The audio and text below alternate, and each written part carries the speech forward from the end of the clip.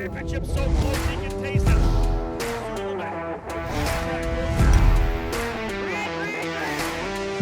Oliver Askew has won the Freedom 100. Side by side. And your new champion, Christian Rasmussen.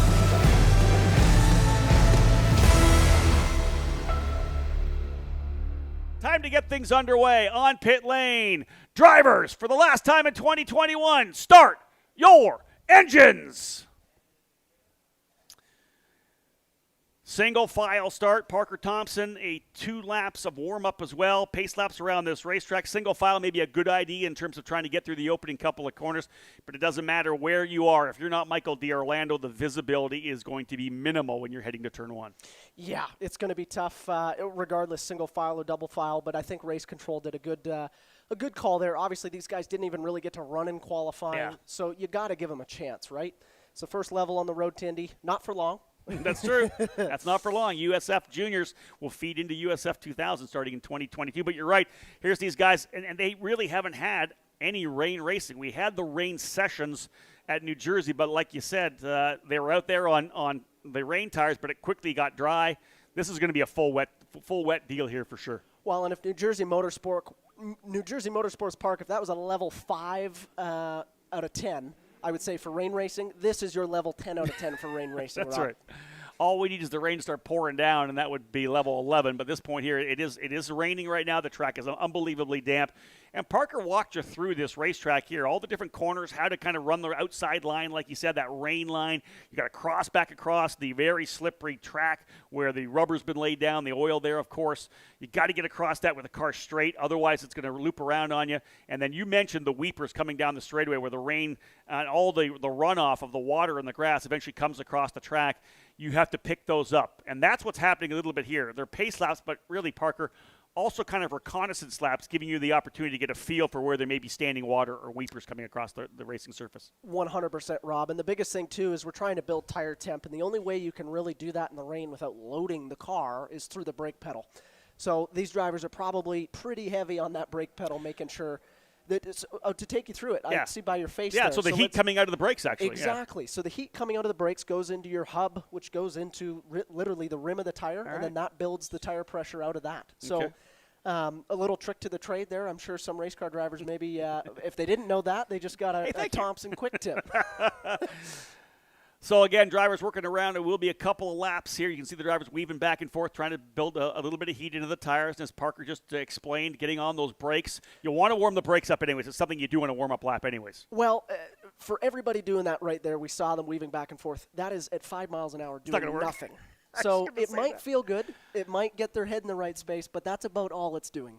You need to hit the brake pedal in order to generate any tire temp in these types of conditions. Another thing I'll touch on, Rob, at any time, if one of these drivers has a spin during these 2 pace laps, non-negotiable, you're going to the back of the field. So if I'm a team owner, I am making sure that my drivers do not be that guy that spins out. So raining right now, track's at, as we said, about 64 degrees here, the ambient temperature. It's not like we're down into the 50s where really we're kind of worried about grip levels.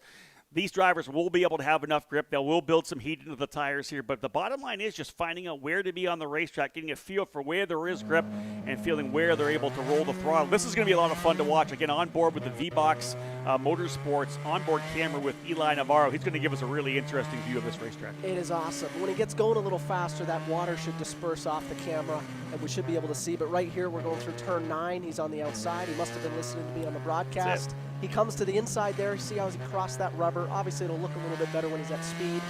Another thing, though, if we can stay on this for just a moment, something I found interesting about this start coming up. Normal restart procedure would be a single file restart, and the restart zone is coming up here to the carousel. So we'll let Eli get down there. But really, right about here, you're aware as a race car driver that the track could go green, especially if you're 10th in the field. This is right around the restart zone. But today, our original start is still going to take place in the normal start zone. And the normal start zone is down by start-finish. I want to say it's that 100-foot to start-finish zone. So kind of interesting. It's going to be weird when these guys go single file. They're just like racehorses. They think that they're going in the restart zone, and we'll see if anybody falters. And you can be sure that the engineer or the team strategist will be on the radio with all these drivers, telling them when to go green. The minute that green flag flies, you can get at it, and we'll see them all working their way out of turn number 1. We'll cross our fingers right now. Treacherous conditions, hoping the drivers are able to get through cleanly in the opening couple of laps. Scheduled for a 20-lap race here at this 2.258-mile racetrack, 13 corners in total here at the Mid-Ohio Sports Car Course. If you're tuning in on the Road to Indy TV app or USF2000.com or roadtoindy.tv, we appreciate you taking a little bit of your Sunday to be part of what is the final rounds of the 2021 Road to Indy, presented by Cooper Tires. $3.1 million worth of cash and prizes being doled out at our awards banquet this evening. And again, it's been a tremendous season as we continue to train the future stars of the NTT IndyCar Series. Champions, of course, being crowned. One already locked and loaded, and that comes in this particular series, the Cooper Tires USF 2000 Championship, as Kiko Porto for D-Force Racing locking the driver championship yesterday after a really solid run of finishes throughout the tail end of the season. Same goes for D-Force as the team, scoring the team championship. Indy Pro 2000, of course, which will come up as the capper of the weekend. We know that Christian Rasmussen, not taking qualifying, all he needs to do is take the green flag of the race to get the championship done there. Exclusive Autosports winning that team championship.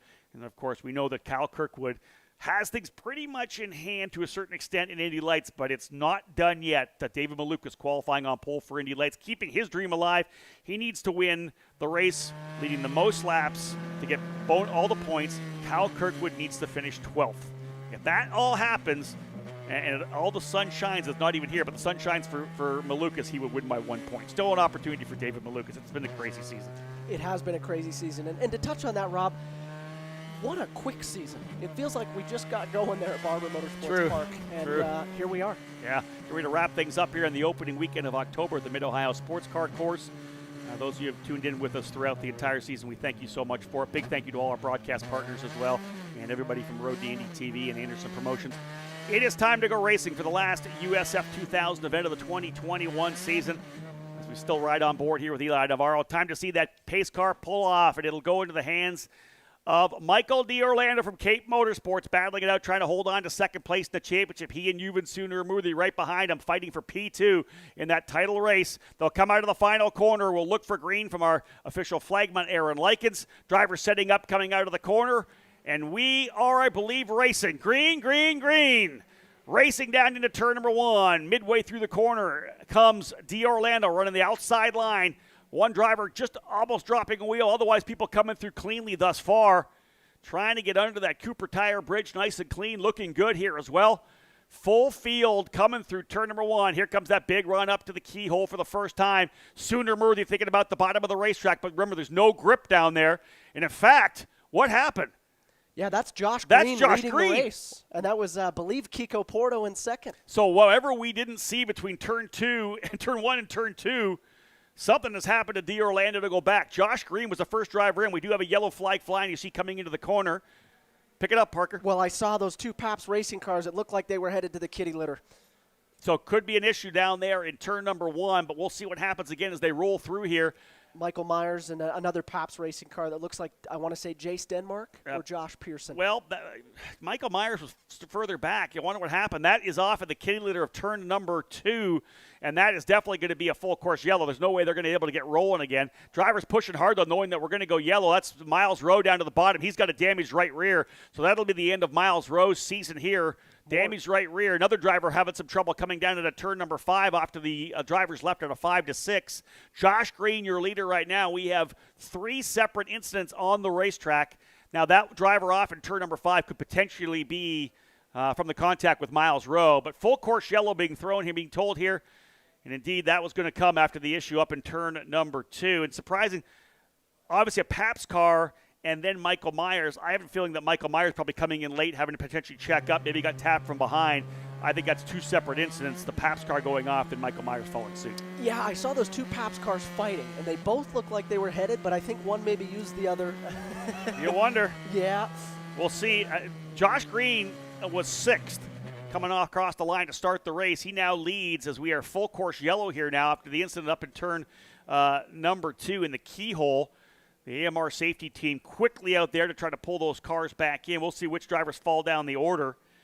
Those involved in the incident. We know Miles Rowe was involved, I say, in that number 99 damage to the right rear of his Tatis.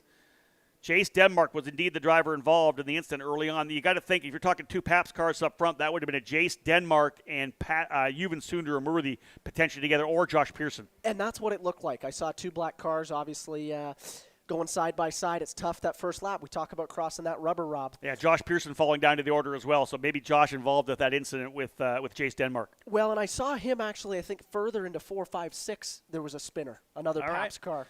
So lots of chaos. That's what we expected, though, Rob. We knew that's why we started single Cross file. our fingers. You know, and to everybody at home that thinks you could do it better, trust me, wow. This place is treacherous. I mean, I put many disclaimers out before this race. It is the hardest track to learn how to drive a Formula car in the wet. Great right now to see a couple of these drivers coming back out, though, and refiring. So Jace Denmark's already refired. Hopefully we're going to see the car of Michael Myers refire as well. The remainder drivers coming through. Again, I believe that the damage to Miles Rowe, he's going to be done. That was right rear damage. Looks like the same right rear damage to the 43 as well, potentially. I don't think they realize that he's got a right rear suspension failure. They were dragging him there. The car's, I mean, it's high-centered on the pavement. We'll see if he can get it going, but it looks like that might be terminal. So the 42 of Michael Myers, we're having that, looking at a different camera view there to potentially see what's going on with Michael in turn number 2.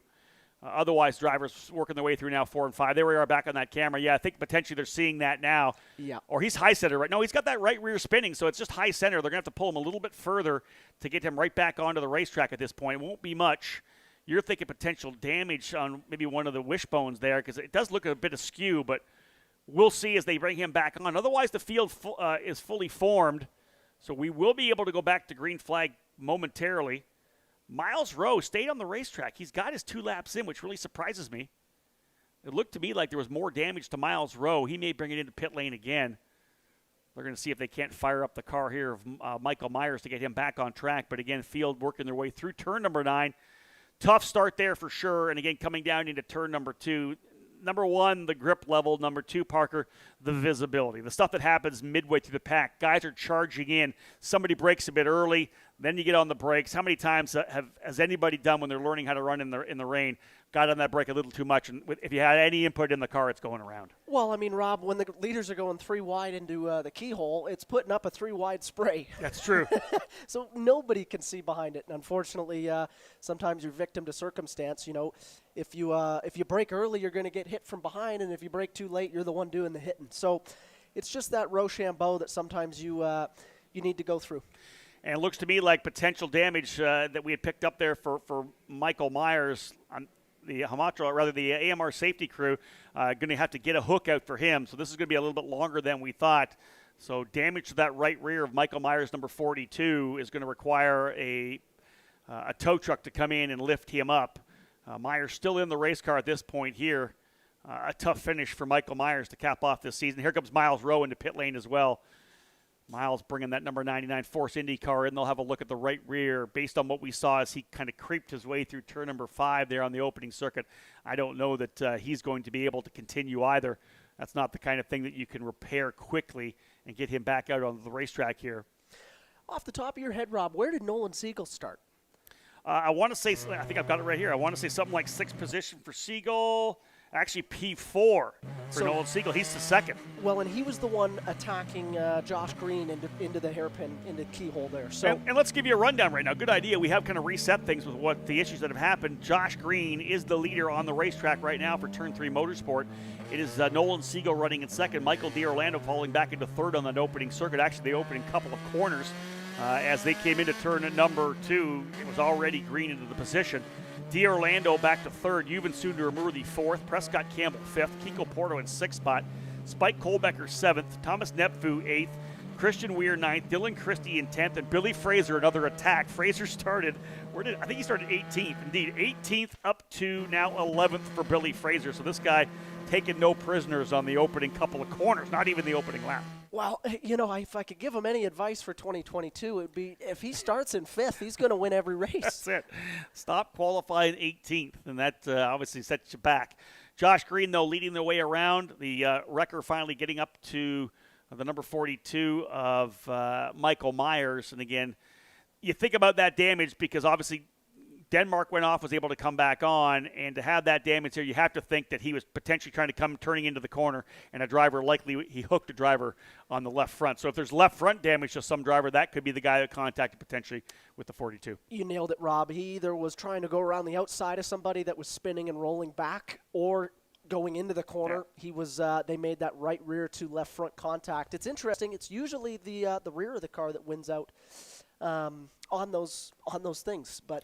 Yeah, true enough. Yeah. In the ret, anything can happen. Jace Denmark into pit lane, I think, as well. Potentially, yeah, both Miles Rowe and Jace Denmark into pit lane. We saw Denmark able to refire and pull away from the incident, but it looks like Denmark has had some damage as well.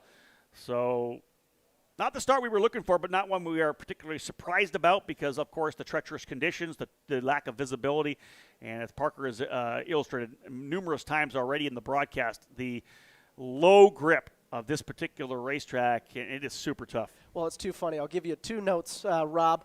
1 to go from race control, so they're hustling to get everything ready. And I don't know, we're watching the CTV, the safety trucks, and I just saw a safety truck going through turn 5 sideways. So even the safety truck knows that there is no grip out there. We're working on the throttle there. Good job with the safety truck to stay out of trouble through 5. So we will go back to green this time around. Again, we have a nice time window here available to get racing. We've got 4 laps in the book, still 16 laps remaining. When we get back around, we'll put lap 5 down. 15 laps will remain in the 2021 Cooper Tires USF 2000 Championship season. It's been a great one. Kiko Porto coming into the day with a 45-point lead over Michael D'Orlando, that insurmountable, giving him the championship yesterday. Porto with 5 wins, 6 poles, and 9 podiums on the season. A tremendous year for the Brazilian. Michael D'Orlando, 45 points back, as we said, but only 21 points, or 22 points rather, ahead of Juven Sunder-Amurthi. So we're not quite done there. Juven could potentially get himself back up if there was an issue here with Michael D'Orlando as well. Josh Pearson 4th. Christian Brooks, of course, 5th in points, but he'll likely lose this to Josh Green. Of course, Christian Brooks making the move to Indy Pro 2000 this year. He's been really impressive as well, and we'll look for a podium finish when we go racing with Indy Pro at the end of the day. But the bottom line is here, in tough conditions, Josh Green looking to potentially get his first career win in USF 2000. Well, Rob, I was going to comment on it. I know 2nd and 3rd in the championship still isn't quite sealed and dealed, but when we look at who wants to prove a point going into next year, I said it yesterday, Josh Green, when he was battling for a podium, he needs a result. Now he's leading the race. No pressure, Josh, but you're in prime A position to go out and get that result for next year. And I think winning in the wet is something that a lot of team owners want to see as well. When you have the ability to win in conditions like this, it really does show it. It is the great equalizer, folks. It doesn't matter who has the more horsepower or whatever it may be. Rain racing really comes down to the driver, the input through of course, the throttle and the braking and your steering input. It's all about driver in terms of being able to manage the power here. As we come here, Rob, I'll let you call the green, but we're getting close to that start zone on board with Eli Navarro. He better get ready. Indeed that. Drivers coming out of Thunder Valley very soon to get things underway. Josh Green will bring them to the field. And again, as a restart, he's able to punch off a little bit earlier. You don't have to wait till you come back on the front straightaway. Pace car is gone, and we are getting ready to go racing here as they come out of Thunder Valley. There's the pace car. He's jumped out ahead enough that he's able to pull away because he's got to get far enough ahead to allow them to get punching off in the zone. So pace car is gone, and we're about to go racing. Look at this. Josh Green stacking him up a little bit. He'll be wanting to be the first guy off the throttle. There's the run. Good start for Josh Green. Little spin of the tires, but a pretty good run down to turn 1. He'll get that stream into the face of Nolan Siegel. But here comes Michael D'Orlando thinking about the inside. He tucks back in behind the gearbox. Good run so far through turn 1. All the drivers were clean through turn 1 on the opening circuit. It was 2, 5, and I believe 6 where we had the biggest issues. And folks, look at that spray further back. Zero visibility for some of these drivers mid-pack, and a good opening couple of corners here for Josh Green will give him the lead coming out of the keyhole. Probably about 6 or 7 car lengths as he gets back on the throttle once again and comes all the way down the long straightaway. But contact further back. Did have some contact between a couple of drivers. Kent Vaccaro, I believe, involved in turn number 2. And Jackson Lee, it looked like. And Vaccaro's off. Yeah.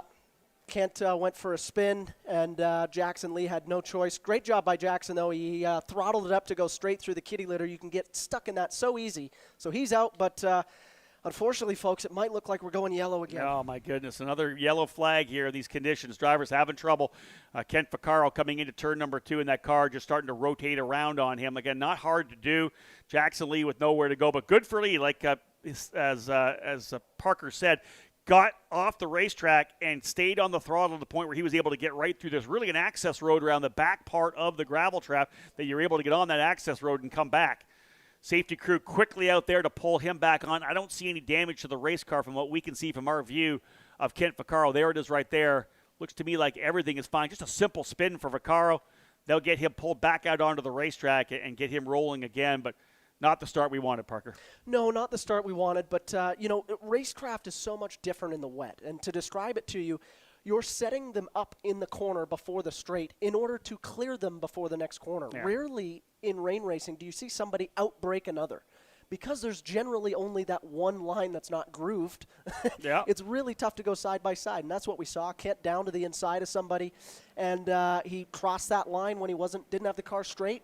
Car went for a spin. Jackson Lee did a great job avoiding, but luckily, folks, I think this is going to be a pretty quick one. They just got to pull him out. He's barely in there.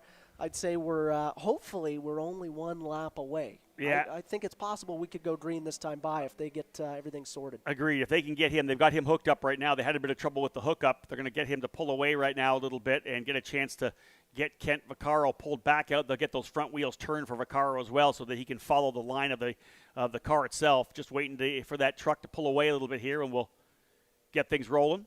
Field now working its way through that incident zone in turn number 2.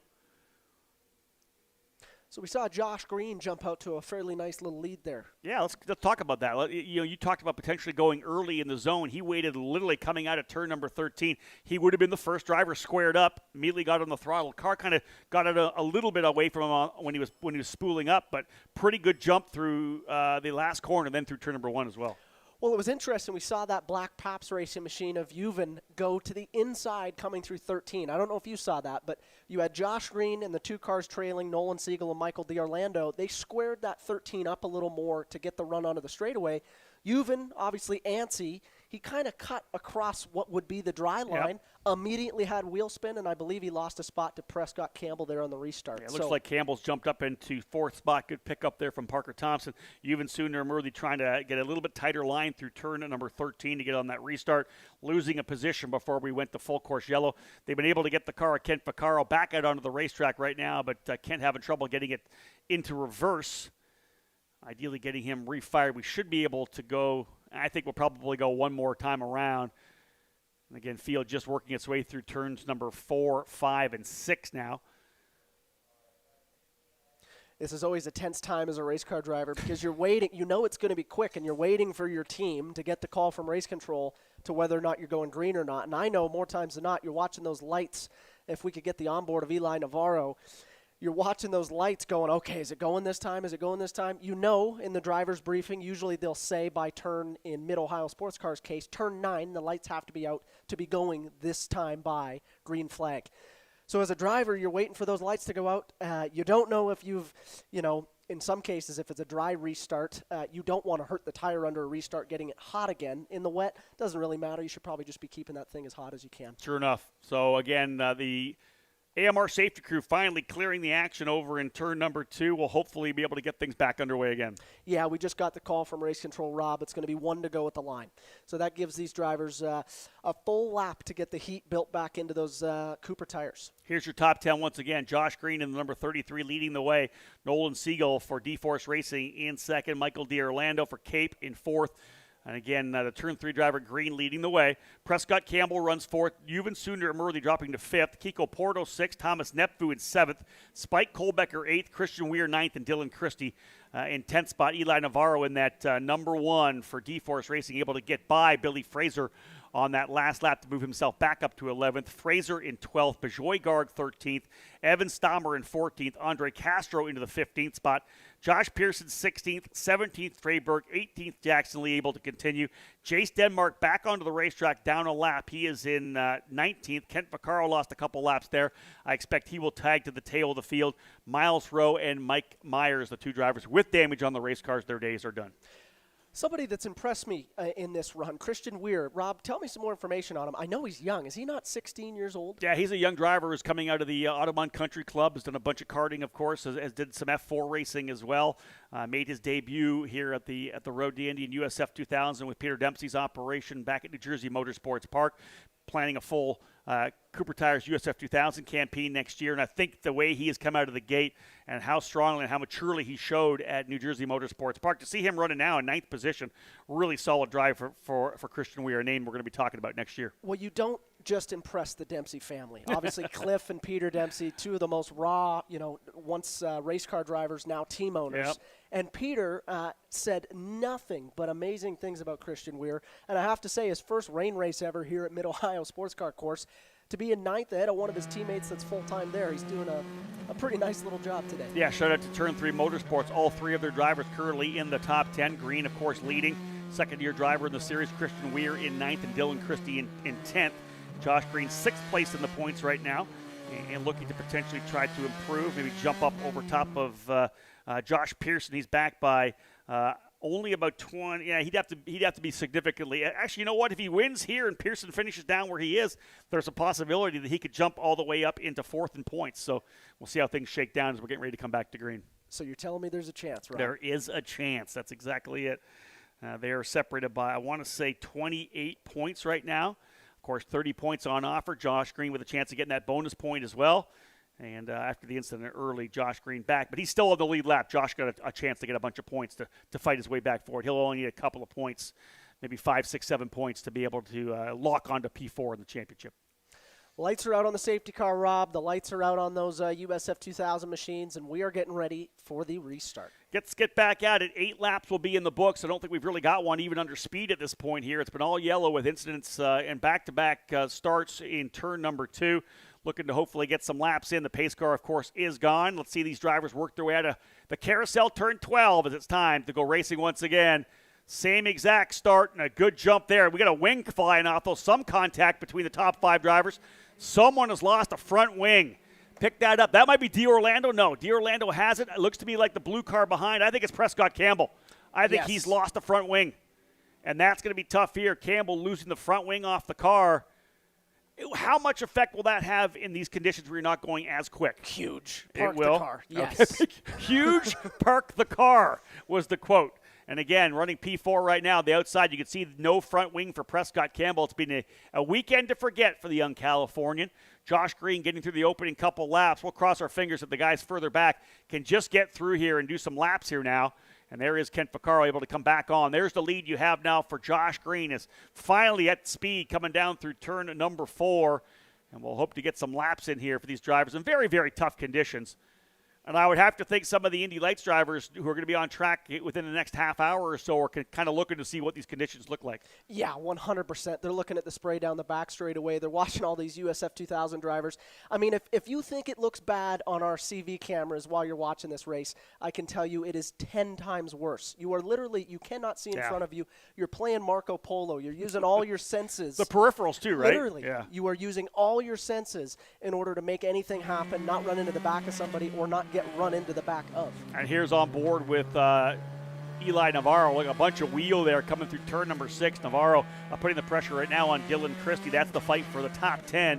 Navarro in the D-Force machine again, the scholarship winner of the Lucas Oil Formula Car Series from 2020. Good to have him with us here this year. It's been a strong season for Eli Navarro, and I expect he'll be much more competitive even next year, having this first season under the belt. But look at that's what the visor looks like, and people, we'll tell you this, folks.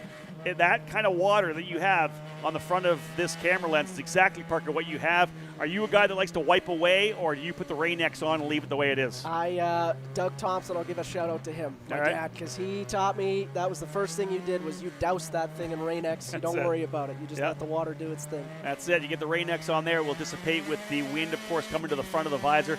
When you start messing around with your glove, you may have some oil on the glove or whatever it may be, and then it'll start to smudge, and then you find yourself in trouble. Some drivers like to maybe cock open the the visor a little bit to get some air through. It's frowned upon, of course, because it's a little bit of a safety deal, but most helmets nowadays have a lot of air vents, Parker, that allow a lot of air to vent through to try to keep that fogging down. Well, it's funny, when you run a helmet in a dry, a lot of the times you'll actually heli tape those over. Yep. And if any driver forgot that, you will see you can't see their eyeballs. They're all fogged up. So that's when you crack that visor open. It's way better than, I would say it's way less dangerous to have a little crack and be able to see That's than true. to be fogged up. That's very true. There's Josh Green leading the way nicely as the field streaming its way through 4, 5, and now 6 here at the Mid-Ohio Sports Car Course.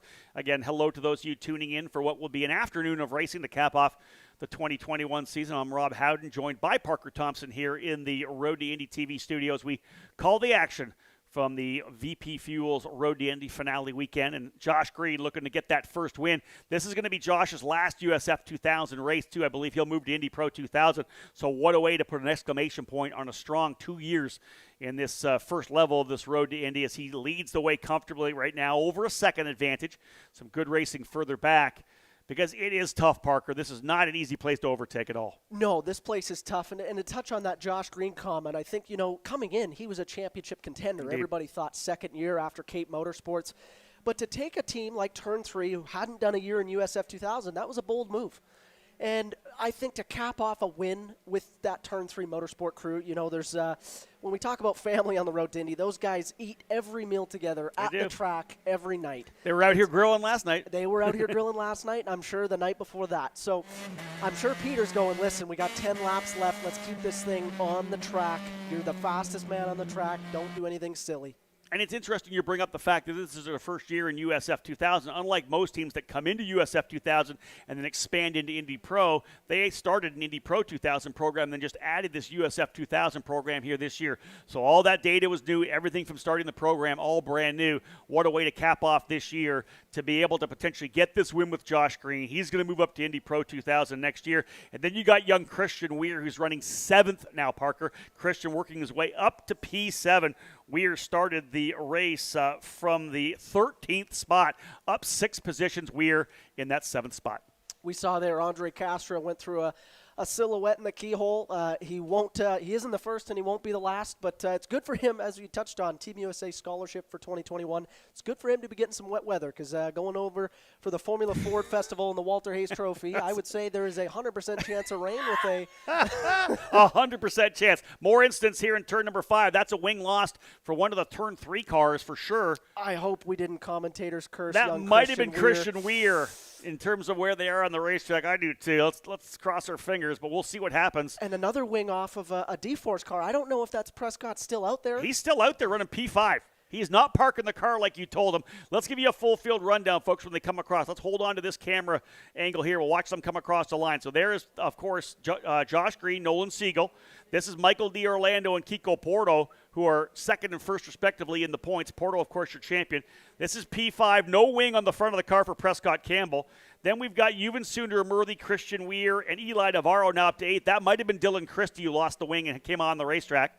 So then it's Eli Navarro 8th. Thomas Nepfu, I believe. No, Spike Kolbecker's worked his way to 9th as we have a driver off on the exit of turn number 6. Full or course, 5. Yeah, full course yellow, Rob. So that's, if I'm Prescott Campbell, now that I haven't chosen to come into the pits, now would probably be a good time. I think you might see that team, 5th. I don't think he does. I think he stays exactly where he is. There's 11 laps down.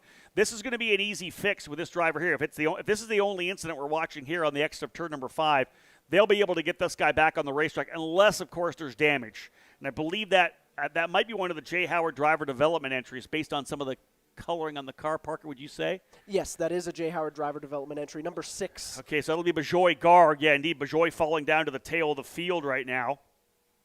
So the issue, I think, was trying to pick up which driver. Dylan Christie maybe was the driver who went off over in turn number 4, came back on in turn 5.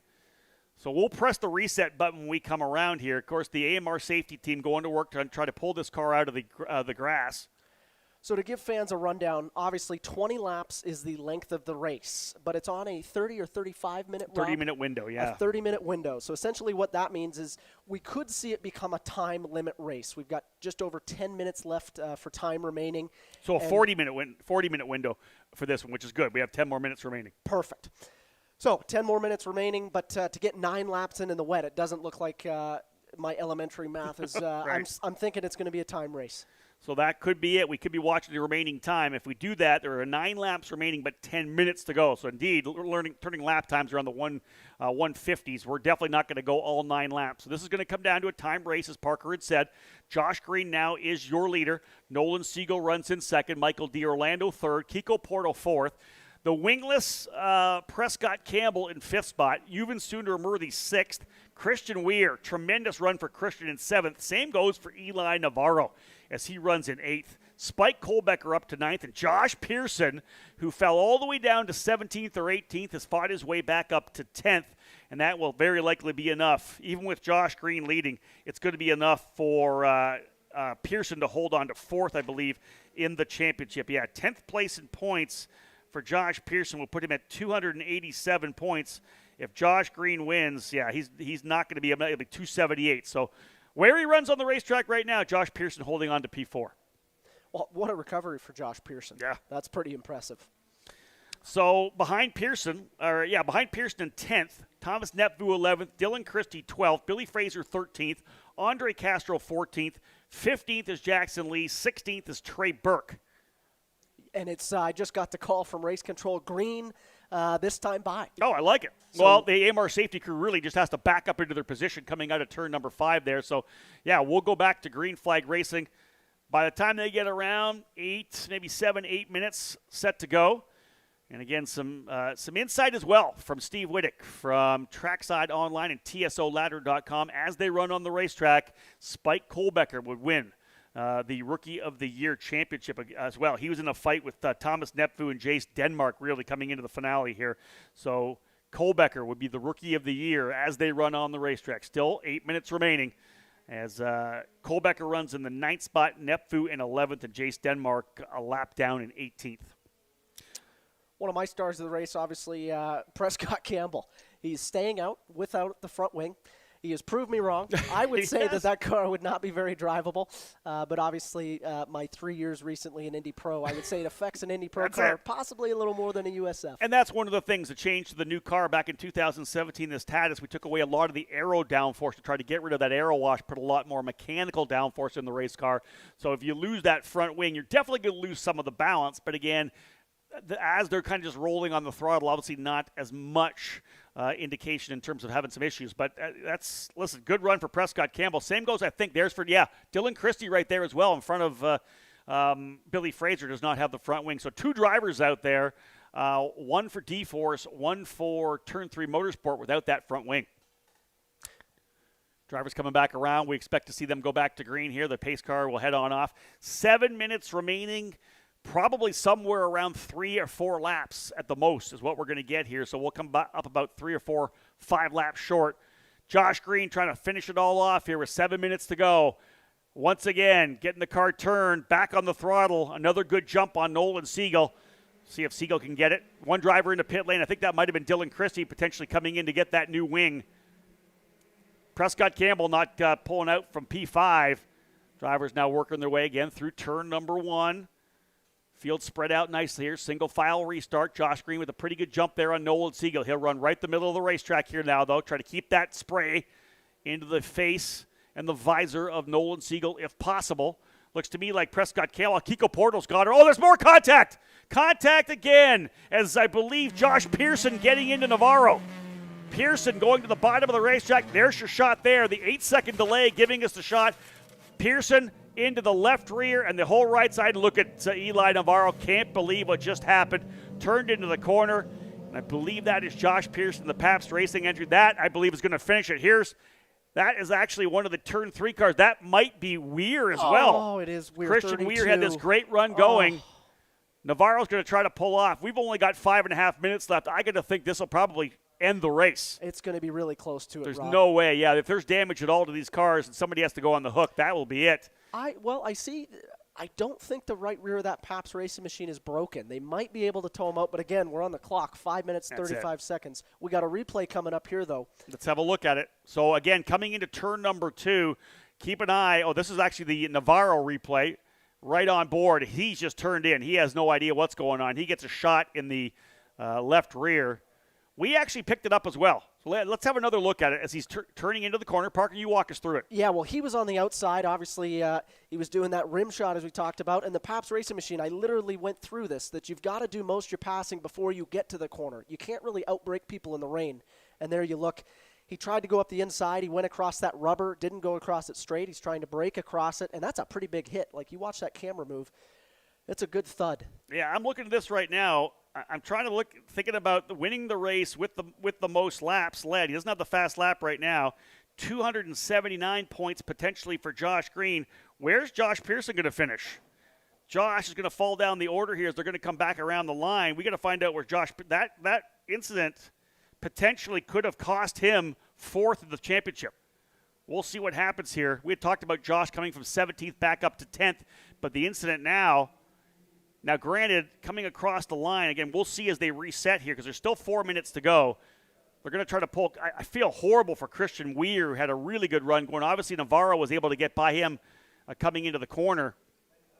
They'll pull these cars back. Once we get by across the line again, we'll be able to get the reset. Well, and I feel bad. I get the sense he was probably a little bit of a deer in the headlights. He saw that the Pabst car was right on the edge of the track. It doesn't take much to wander over there. And as soon as your eyes lift up and watch something else, not the apex of the corner, you tend to go where your eyes are. If we can get the replay of the actual camera from that corner, we saw the incident happening very briefly. Then we transitioned over. No chance to get that, so that's a shame. Field coming through to see the carnage left in turn number 2, and I'll tell you the keyhole has been definitely a wrecking yard for our USF 2000 drivers. Those guys having so much trouble getting through. As they come back around, again, waiting kind of for things to settle down here to see where everybody's going to slot in terms of points. Josh Pearson 6th. Now, is that so? Was that not? We thought, that was Yuvan Sundaramurthy maybe involved in that incident. Yes. We thought it was Josh. That's Yuvan who made the dive bomb move into the inside, getting in the back. Yuvan's going to try to get this thing refired. We got about 3 minutes remaining. I don't think we're going back to green. They're going to try to get the car there of Weir started. They've been able to pull the car of Navarro out. He's able to continue. I have hope. Maybe one lap? I have hope one lap. I like one lap. Let's see what we can do. They've done it before. Do whatever we can to get that one final lap in. They're going to try to get this car of – now it's Yuvan Sundaramurthy. Where did Yuvan come from for him to fall all the way back to the point where he was battling with the guys that were running 7th, 8th, and 9th? Yeah, I know. Well, they pulled us out if we want to get another replay potentially of the in-car with Eli Navarro, the V-Box Motorsport in-car camera giving us a great shot at everything that's been happening here. And you can just see, if you look at the hands, Parker, of Eli Navarro as well, he's literally running the outside line, that rain line already turned in, and then the contact comes, and actually the steering wheel shot out of his hands as that car spun around and ended up backwards. Here it is here. Well, and watch the rear view camera because you can see Christian Weir right there actually. And again, just kind of a victim of circumstance. He watched those two cars go off, and I guarantee he probably just followed them off. Yeah, let's watch it again, guys, and just key nothing but on the rear view camera. That's the key, right? Yeah. What we're going to see here. So Eli turning in for the corner as he should, and then Josh obviously late on the brakes. It's Yuvan, I think, yeah, right? Excuse me, Yuvan. But there's Christian Weir at a safe distance back, and he's seeing all this go on and go, nowhere to go. Nowhere to go. Zero, nowhere to go. He just got collected. There's nothing he could do. And again, Parker, talk about this a bit. Once you've turned into the corner and you've started the arc of the corner in the wet like that, you can't just add more steering input and get through. The car's going to loop around the minute you do that. Well, there's two ways to look at it. I personally think it was, again, the deer in Porto in third, Michael D'Orlando fourth, Prescott Campbell fifth with no wing. Josh Pearson, we thought, because he was right behind that. Josh actually literally probably snuck through on the inside. He is able to hold on to fourth in the championship. Spike Kohlbecker in seventh. Thomas Nepvu eighth. Billy Fraser in ninth. 10th is Andre Castro. And unofficially as well, it'll be Spike Kohlbecker as the Rookie of the Year for 2021 in the Cooper Tires USF 2000 Championship. Congratulations to Spike. Congratulations to Kiko Porto. And great job to our top three in the championship, Kiko Porto, Michael D'Orlando. And as Yuvan, I'm almost guaranteed that he's locked into third. Is that correct, Yeah, Rob? he's got things locked into third position. He had a significant advantage over Josh Pearson. Rough way to finish. We would love to have had this thing go to the end. Josh Green, though, defending on multiple restarts, so adding a little bit of an exclamation point, a good performance in the wet. Green with the victory. Siegel second, Porto third. That'll be your podium. D'Orlando, as we said, in fourth. We'll go through a full field rundown for you. Campbell fifth, Pearson 6th, Spike Kolbecker in 7th, Thomas Nepfu 8th, Billy Fraser 9th, and Andre Castro rounding out your top 10. Evan Stammer ends up in 11th spot, Jackson Lee in 12th, Trey Burke 13th, Dylan Christie no wing as well in 14th. Only 14 drivers on the lead lap. Jace Denmark, Kent Vaccaro, Bejoy Garg, and Eli Navarro all down one lap, as was Juven Sundaramurthy. Christian Weir, Miles Rowe, and Michael Myers capping off the 22 drivers. Not the way you want to end the season in USF 2000, but the bottom line is this. When it's all said and done, you look at the record books. Josh Green with a victory, Kiko Porter with a championship. Well, and Rob, I look at things on the positive side. You've got to get this USF 2000 crop introduced to the wet. That's it. And we've done that this year. We did that at New Jersey Motorsports Park. They put on what I thought was one of the best races of the year. And we did that here at Mid-Ohio Sports Car Course. You don't want to be in Indy Lights like Kyle Kirkwood without rain experience at Mid-Ohio Sports Car Course. I'll head down to Taglis Victory Lane. Of course, lots more racing to come here, folks, on Road to Indy TV. Indy Lights and Indy Pro, their final races of the 2021 season still to come. And we'll head down to Victory Lane to celebrate with Josh Green, the winner here in the final race for USF 2000.